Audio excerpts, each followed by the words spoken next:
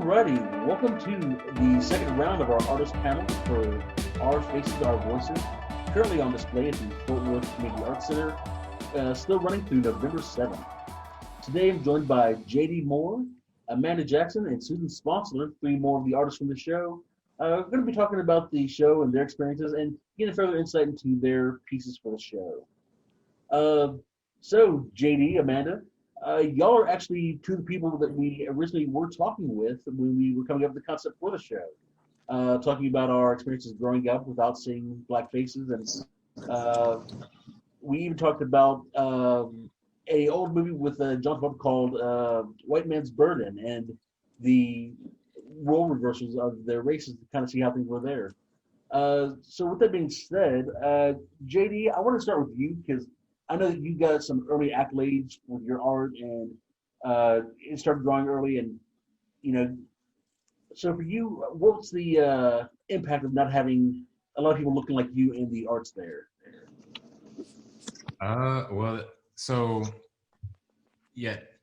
First I want to say, thank you for this opportunity because it definitely ties into our earlier conversations, that kind of manifested this concept. And I think that, without the representation and that exposure within this setting, this gallery exhibition setting, I think that for me personally, it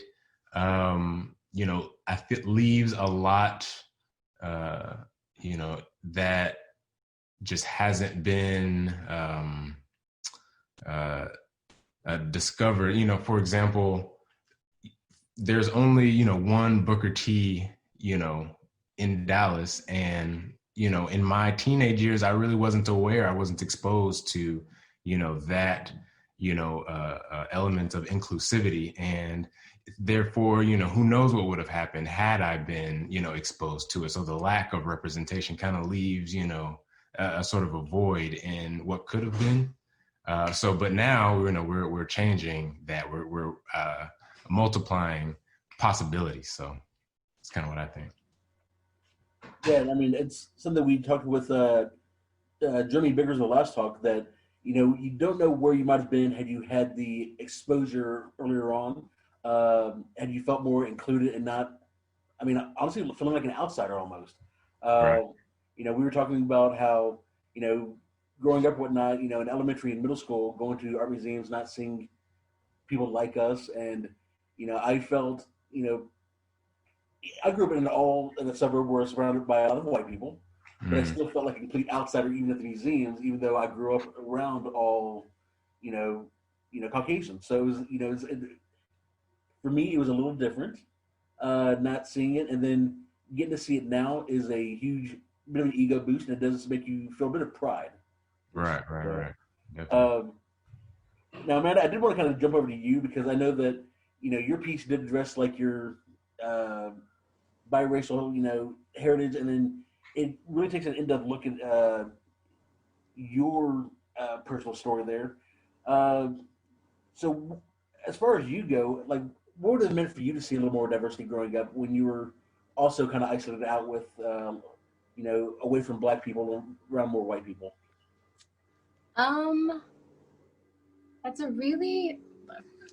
I think for me, it was just, I just didn't feel like certain things were for me, I guess because I wasn't in a space to see people that looked like me do certain things. I still dreamed and, had vision to do things, but I just didn't think that it was possible. I don't really know. I'm not sure that I can say how it would have changed me or what would have been different. I'm sure the things that I create would have been different, but I don't know how to say this. So when I see a white person, I don't see myself, but I also have this thing where when I see like a person of color, I don't necessarily see myself either. So I don't really know what representation would have meant. Like, I don't know what I would have been looking for. So that's an interesting thing for me to think about. I'm not sure that I can fully answer that question because I don't know what I would have felt would have looked like me. Does that make sense? It really does. I mean, you do feel that kind of you don't fit in either world. You're kind of caught in the middle. Yeah. You know, and they even have different terms for being mixed race or whatnot. You know, I'm, you know, not full black. I'm not white. You know, I've got a very varied, a varied heritage. So you get all sorts of terms put to it that some are more derogatory, some are more descriptive, some are kind of funny. But it's one of the things that you just learn to adapt to. You know, so that kind of does, you know, turn my question to you a little bit, Susan, because you also have a different background. You know, for you, you were a Asian American international adoptee, and on your piece from the artist statement, talked about growing up in two worlds and not feeling like you really fit and went into either there. Can you go a little bit into your background and your experiences? Because for me, it's a completely different world that I'm not used to, and I'd love to. Okay. Thanks for inviting me to be in this exhibit. It's been very exciting. I grew up in a very small town, a farming community in Iowa, and I was adopted when I was a baby. I have one brother who's also adopted, Korean, and we were the only Koreans, the only people of color in our little area. And, you know, when I was growing up, I knew I was different. Everybody in the community was very good to us, but I did definitely feel like an outsider. And I was very interested in art from an early age. And if I had seen other Asian artists in work, I think I would have been even more interested and excited about becoming an artist. But a lot of the reason I became an artist was because when I did see Asian American artwork, it still didn't represent me. It would be what we in the adoptee community kind of call Asians, Asians raised in Asian families. And since we're Asians raised in white families, we have a very different experience. Yeah, I imagine it would be a little different there, but I never even thought about the whole, like, you know, Asian versus Asian American versus Asian white. So way changes up there. All right. Well, talking about different backgrounds growing up, Mr. Jerry Lynn, a unique background. I'm not sure who all's aware of everything about your background, but he's actually an identical twin. Him and his brother paint as the art entity known as Twin, but they also work on their separate artworks as well. Grew up, what was it? Was it Kentucky? I'm trying to remember here. I'm kind of to pull your bio up and get a little feedback. It was here. Memphis, Tennessee. Memphis, Tennessee. So outside of Texas, also out of a different little background there. So what was your upbringing like a little bit? I mean, you had someone that did look like you, literally. So what was it like with the growing up in the arts, and especially in a place so rich with music history, where, I mean, I'm sure there has to be some level of inspiration there at least. Yeah, definitely. Growing up in Memphis is kind of a unique experience in the fact that in Memphis, the city itself is so rich. The culture is so rich and full of life and energy, you know, from the music, just the whole Memphis experience. Got gospel, just everything that came through the city. Some of the great, you know, musicians and so forth. So you couldn't help not to, I couldn't help not to kind of soak in that richness of the city. At the same time, you kind of had some tribulations, you know, as far as, you know, Martin Luther King, he was assassinated in Memphis. So, and we, you know, in a way, even struggle to this day from a racial standpoint. You know, it's kind of that's kind of part of my upbringing also. But the unique thing about me is the fact that Um, I went to even though Memphis is pretty much divided black and white. I went to a predominantly white school from elementary all the way through high school.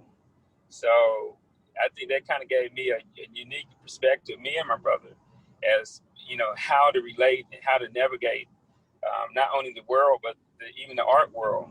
As opposed to if I have, because in Memphis you can experience kind of two ways of living. You can kind of experience the so-called black life of just going to a black school, just living a black, having a black experience, which we grew up in a black neighborhood, but we were kind of bused to a white school with it. So I think that kind of gave me a unique perspective that even today I use it to my advantage to influence my work, to influence my life, my career. So in a nutshell, that's kind of my upbringing, if I kind of answered your question. Yes. Well, because there's a couple things that I was also curious about as well is, I know your painting your paintings have a lot of historical figures that I usually reference and brought up, and it's, you talk about Dr. Martin Luther King and all that. So when you focus on all these other Black people, what is it like for you to turn the mirror onto yourself and to use yourself, make yourself the focus of your artwork for once? Because I know most of the artists I've talked to don't really dabble in self-portraits. You guys are usually kind of more behind the scenes. You like to project out. But when you turn it around and looking inward, what was it like for you?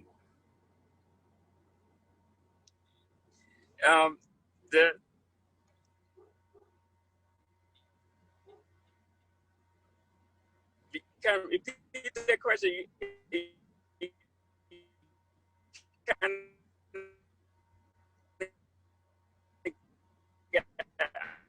I'm driving, so that was about 10 years. Yeah, you're breaking up a little bit there. I'm gonna come back to you, Jerry, because it looks like your signal got dropped out there a little bit. So I'm gonna circle back around to that one. We'll put a pin in that for now. All right. In that case, let me see here.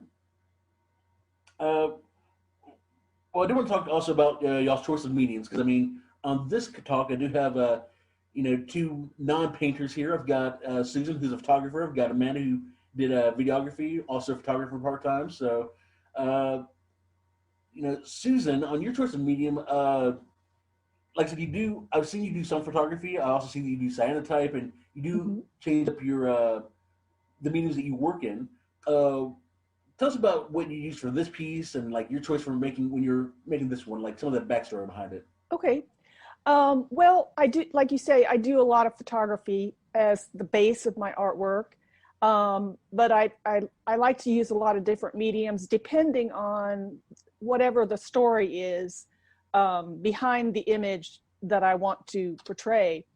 And so for this piece, I'd seen Kennedy Wiley's beautiful paintings with the flowery backgrounds. And I realized in my bedroom when I was growing up, I had this beautiful flowered pattern on the wall. And I wanted my piece to be like wallpaper. And so I chose to I researched all about customized wallpaper, but I wanted a single image, I wanted the background to be repetitive, but I wanted the image of me to be just a single image. And so I ended up going with it's a vinyl wall piece. And it worked out really well because I didn't have to chop up the image. And so I really wanted it to have that feeling of really like in the 70s, we used to call it being a wallflower, that you were kind of ignored by, you didn't get asked to dance and things like that. And so it's like, it's a way of, you're there, but you're not noticed, you're kind of invisible. And you feel kind of that way, and sort of part of you is hiding a little bit. You're not very confident. And so that's what this piece was about for me.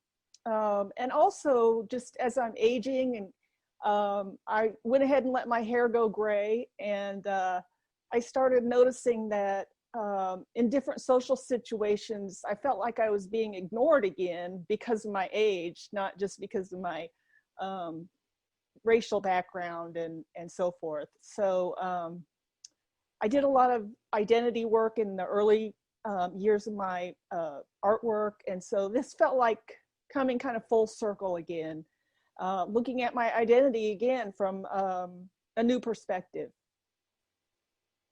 Yeah, and I personally thought it was great. I loved how, it went from how you felt like a wild child growing up, the wallflower growing up, not wild child, but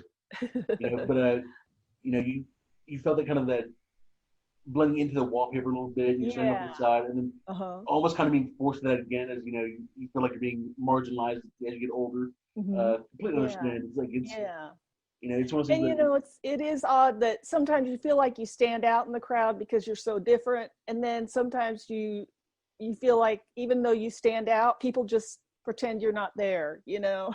Yeah. So, you get that.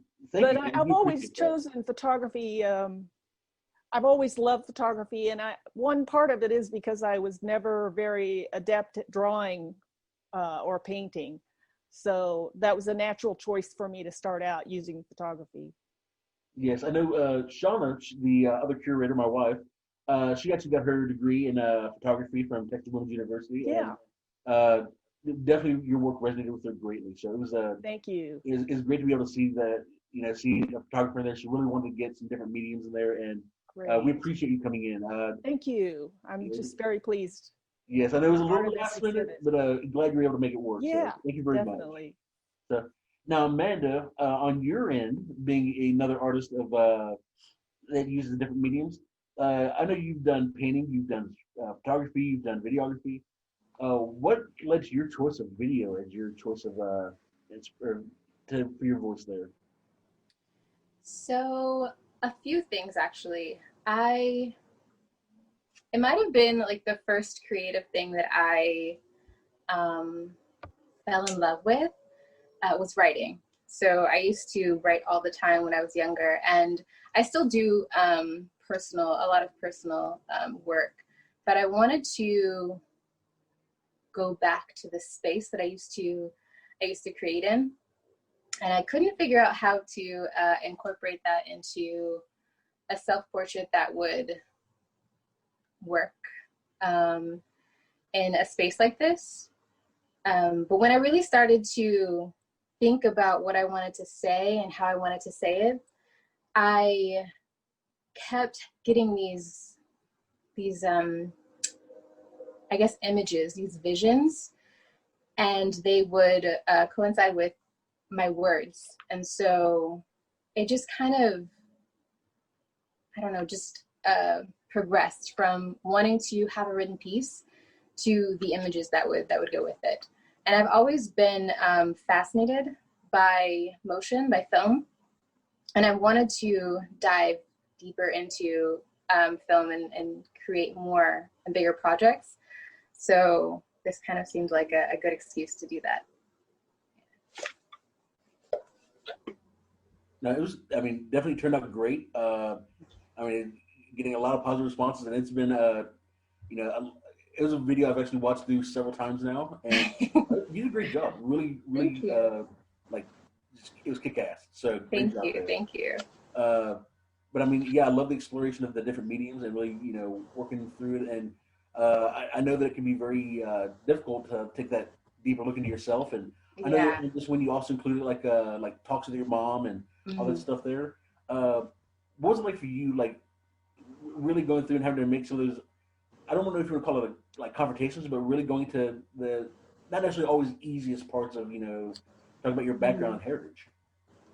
So it wasn't easy, and it's still not easy. I grew in a space, in a family that really didn't talk about things ever. They really kind of shoved down conversations and emotions, and everything that's in the past is kind of meant to stay in the past. That's kind of their philosophy. So it's been a challenge talking to people in my family and learning things, and also reprogramming myself. I like to think that it would be easy for me to change and evolve and discover new things about myself, but that is actually proved to be really difficult. And I didn't know how difficult that would be until I started conceptualizing this project. So it actually took me a long time to write something and to conceptualize the images that I wanted to film, because I did a lot of work beforehand, just looking at myself, really, looking at the parts of me that I didn't really understand, the parts that I wanted to explore. And there's so many questions that I have. And I think the issue was I was telling myself that I wanted to have answers to those questions, but I don't think I did. I think I was very scared, and I still am very scared to discover things and to uncover things. So it's been really hard. It's been really difficult, but I'm still on that path. So we'll see how it turns out. Well, I know for one, I'm interested kind of seeing where the path takes you, and kind of watching your journey. It's I know for me it's very fascinating. I mean, like I said, I come from mixed heritage as well, so kind of seeing somebody else, taking a similar journey and stuff is for me very intriguing. So definitely looking forward to it. Now, Jerry, it looks like you've got a better signal right now. Everything looks like it's running smooth. So while I've got you, I do want to ask, in your artwork, you've usually got a lot of symbolism. You've got things that you like to work in there. Can you go through and explain some of the symbolism in this piece and what it means to you? Because, I mean, there's a lot of great things I've noticed, and probably some stuff I even missed.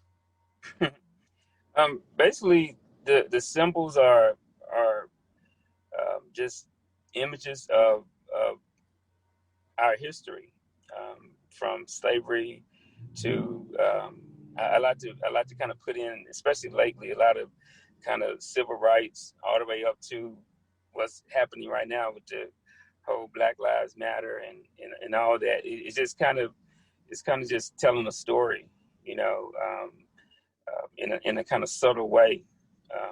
It's my story, it's our story.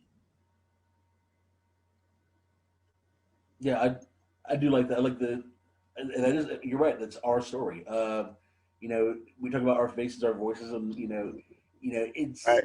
It is something that it's individual experiences, but they are also shared experiences. I mean, there are commonalities that we all do have inherently, and that's something that I think really spoke to a lot of people about your piece. Was there are things that are instantly recognizable, and as much as it is going into making up part of your background and your history and what inspired you and what drives you, it also reaches to so many of the viewers that have been going in and had a chance to see this as well. So, I mean, it was really amazing. When I first saw it, it really did just stop me for a second. I had to take it all in and kind of dissect it a bit. So, I didn't get a chance to see a lot of y'all's work until it was there in the actual space, and it was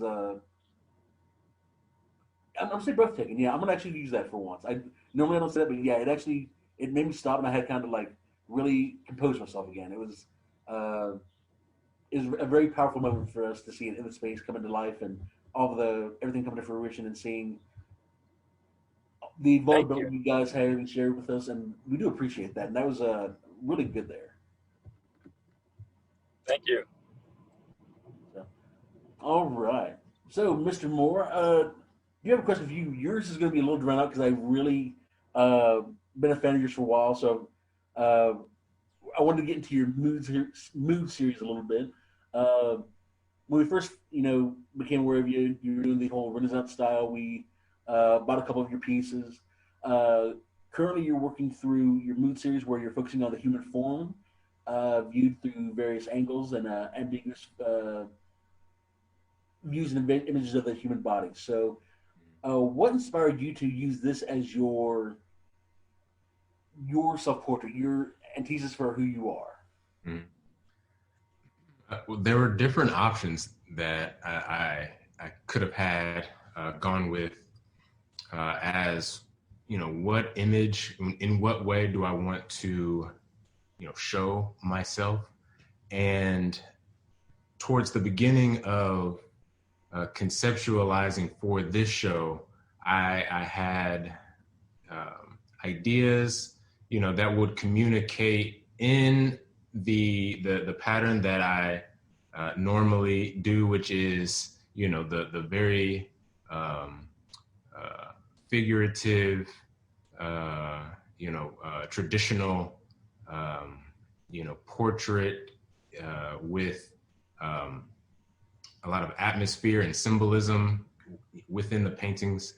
And while I explored that with coming into this year, a lot of things changing, a lot of, new challenges presented themselves. It sort of started to, have me consider other options for, just how I want to use this opportunity to express who I am, because all I do is create. And so I'm sort of in this constant state of expressing myself. And so in order to sort of accurately represent myself in this time, I decided to, for lack of a better term, just go with the flow. I couldn't, do all of the producing that I would normally do with, having studio time and things like that. So I created this painting on somewhat of a smaller scale than some of my usual paintings. And instead of concentrating on the things that I've previously done, I wanted to use this show to explore this new avenue of how to communicate with the figure and the form. And so a portrait show, a self-portrait show, it definitely invites the figure and the portrait. But I wanted to try and just test that in this new series that I'm working on, which doesn't focus on that traditional view of a person in depicted in realistic art. So this particular view, this composition that I chose has narratives that not only are relevant to myself, but this is also somewhat of a collaborative project between myself and Amanda. And given that this is the first time that we've shared a show together, I felt like it was best to follow through on this idea of using a reference photo that was created between the two of us, and that it has this avenue of also exploring who I am and what my identity is in the absence of that traditional portrait. So there are a few different sort of decisions that led me to this portrait, but overall I really wanted to just test something different and kind of be present in this moment. Yeah, I noticed on this one, something you've done different from past projects is with the Mood series, you're using different materials to paint on as well. You used a different fabric versus traditional canvas. What are the choices that lead to what? Let me reframe that.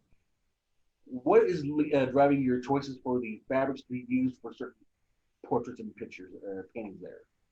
So the Mood series is something that I started to do as a place to just experiment and to just study. It's a study series, so it's very abstract in just whatever is put into the thought that's put into the painting. And so every aspect of creating traditionally is challenged, and that includes the material that I paint on, because I try and produce and create as much of the art originally as possible. So I study frame building, canvas stretching. I would like to experiment with and study even pigment creating. But the fabric choices usually have a sort of a hypothesis, and I have an expectation of what will happen with this image that I also want to pair with it. So given that this piece in the show is a piece about being present and about challenging the normal, the traditional, it is a fabric that I used when I painted a portrait of Amanda. It's an old painting that I used again to study and to really examine. And given that this portrait still had connection, it's just sort of an evolution. So I chose to use that experiment, and now I am using this opportunity to express certain ideas, and it just so happens to also have that very fabric-y, untraditional surface. Yeah, I mean, definitely a fan of the feel of it. I mean, you always want to reach out and touch it. It's a no, I know, but he has that texture that really doesn't add another dimension to it, which is just great there. It's right. Every time I see it or whatnot, I can't help but get real close and kind of figure out, like, what's part of the fabric, how does that blend in with the contours of the body, and like it all begins to tell a story on itself there. So, and when that feedback is also what I search for, what happens if I do this, and if it's different, is it something that I want to continue pursuing, or is it something that doesn't really have that intended effect? And so I think that's really the best way to figure it out is to just try and see what happens. So, all right, definitely a fan of that. So, kind of interested to keep seeing where it goes to. I mean, he's still following you, still at some point when past COVID buying. So, definitely looking for there. Well, that's going to lead me to a question for you, Susan. As an educator, teaching at Brookhaven College, when you have someone like JD in the show that does look to experiment and push the boundaries of their art form and medium, I know you also do the same thing. You are not strictly photography. So what's it like for you as a teacher, as an artist, when you're looking to push the boundaries, have your students push the boundaries? As a teacher, I find it really an honor to be able to share different artists of color with my class. And I really feel like it's a responsibility to make sure that artists of color are included in that conversation. And it also helps me. I learn about more and more different artists that I would never have heard of before. I'm currently teaching art appreciation, and so learning the history of art even more in depth, of course, to teach it has been really invaluable to me. And I know that a lot of my students have, they haven't even ever been to a museum before. So one of the assignments is for them to go to a museum, if you can, during this time of COVID, or at least online. And a lot of them have written in their assignments that they were really terrified to go to a museum or an art gallery. And but once they did, they really enjoyed it. And that's been a really gratifying feeling to know that I've helped introduce that world of expression to another student. I like that. I mean, it's one of those things that you don't realize how much it almost does feel exclusionary. I mean, Absolutely. being afraid to go to a museum, like it to me sounds like I can't even imagine being like that nowadays. But Yeah. I mean, it's easy to see because Hmm. everything you know about it, it's sometimes they're stuck up. People doesn't look like you. You feel completely like you just feel completely out of place, out of context. Yeah. Uh, And art always has been somewhat of a privilege. I mean, to be an artist is a privilege. You have to have, well, you don't have to have a certain level of education, but it is very helpful. And you have to be privileged enough to have the time to invest in being an artist, which is not always an acceptable way of making a living. yeah, I mean that's another factor that I haven't even touched on as far as like the availability of some children of color to be able to go into the arts, trying to invest in it, Mm-hmm. anywhere from time to materials, Absolutely. and then there's always the cost benefit analysis. I mean, to do art, you have to sacrifice something else. I mean, Mm-hmm. you know, I know JD, for instance, is a tattoo artist as well, so he at least gets to continue with his art forms there. It is in a different avenue than as typical painting. Uh, I'm grateful for it. I have a piece of his on my body as well. Uh, yeah, I'm a fan. Uh, Yeah, but yes, I started out as a graphic designer, and I've always been an artist, but it hasn't been, quote, my day job. It's only been recently that I've been able to have the time to really work full time on my art and then teach part time. So it's been great. no, that's great. So they're in I was going through and I was looking. I saw some of the Santa type bags you were doing and Hmm. the hoodie series. I was like, all right. Yeah, yeah. So definitely be looking out for that. So Thank you. always looking to add to our collection here. So uh, now, Mr. Lynn, I did want to kind of address with you whatnot because we've been talking about the sometimes how it can almost be exclusionary, but for someone like you are, I mean, in a collection of people like Kanye West, Lonzo Mourning, uh, lots of celebrities, honestly. You've worked for the Essence Music Awards, the Kentucky Derby Grand Gala, the Tom Joyner Foundation Cruise, lots of accolades, just to really show it's out there. Uh, so what is it for you that kind of drew you to like a show like this to where we're, I guess we're addressing more towards kids and the educational value when you've been someone that's had such, commercial success. Uh, what is it that drove you towards this avenue? The the thing that drew me was the fact that, like I said before, I'm from Memphis, Tennessee. So I've been living in Dallas for about 10 years now. No, it hasn't been that long, about 8 years. But I've been one of my goals was to make inroads in terms of gallery shows, museum shows, and that this fit, it pretty much fit the bill.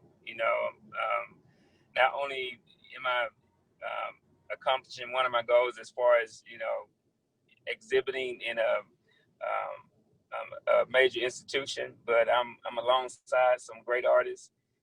So that was the main draw, and the fact that she was asking to do a portrait, that was kind of a challenge. So I was drawn to the challenge as well. So between those two things, like I said, it was an honor to be part of the show, and I'm glad I did it.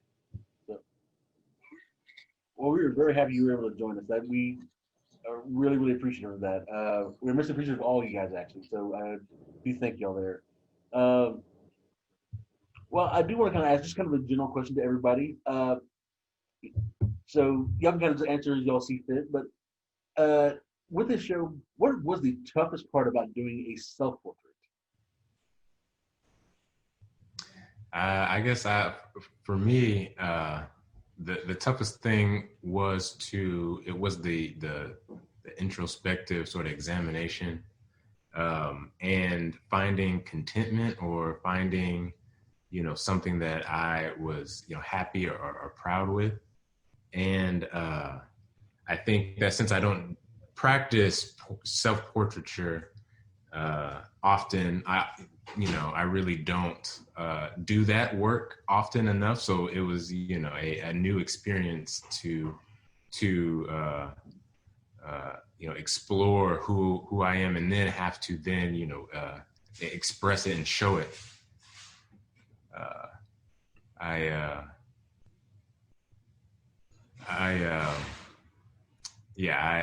feel like it was the overall new experience was the hardest aspect of it.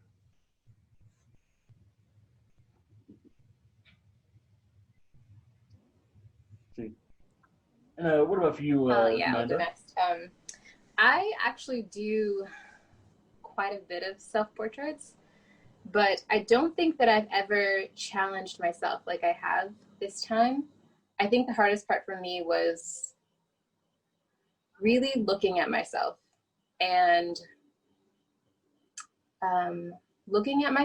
deciding what I wanted to say with my self-portrait. I think that, I don't know, that introspection, that act of just taking time and evaluating my faults and I don't know, just the parts of my personality that I tried to push back down. I tried to be really honest, and I think that was just the honesty was the hardest part. Yeah. That's actually something I've heard a couple times. Is the honesty that really, for the good, for the bad, for every bit of it, having to really take that into account. Because I heard Jerry Biggs said that he had to go through and even like looking at his flaws. He was doing his painting. Like just see me as I am was I think how you put it. So yeah, I think that was definitely the hardest part, because I felt like if I was going to do it, then I had to really do it, and I had to look at it at the end and see a true reflection of myself. So yeah. Oh, very good. I think the hardest part for me was that this piece, I had done a lot of self-portraits. I don't think of them as self-portraits because they express a bigger part of my life. And so my image is in the work, but this is one that felt much more emotional to me. I was sharing something that was, a vulnerable part of my life. And I think that's been maybe the most difficult part about this piece is sharing something that's really emotional about my background. So, and we do appreciate it. I mean, it was, I know it's a big undertaking. It is to really put yourself out there can be daunting. Abby Salami talked about, her issues with mental health when you really put yourself out there and exposing yourself. But it's necessary, and it's absolutely, it can be very cathartic. Yeah, and I think it's important for when you do something like this, other people may not feel as alone when they see that you felt the same as other people feel the same kind of alienation or invisibility. Yeah, and that's one of the great things about art. I find that it's it can have a great effect for unifying, for bringing us all together, whether it be, photography, film, paintings, music. It speaks to something bigger that really, really does draw people in. It's one of those funny things that I was watching a video last night. It was a little viral video. It was like in a subway, and someone started playing the song Black Betty. And just the way that, all these random people for a split second would come together and harmonize, just really does show that, no matter how different we are, our different backgrounds, our things, the arts can kind of pull us in, whether, like I said, whatever the medium is, can work to that fashion. And Jerry, wrapping up with you, sir, as far as your toughest aspect of these self-portraits. I think this actually cuts off on you before. Can you hear me? Sure.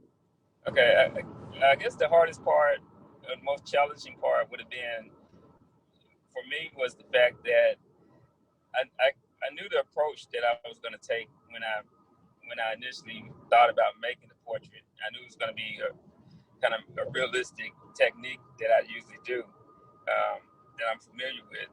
But the challenge was to be able to make that type of style kind of match. Well, I wouldn't even say match, but kind of have a sense of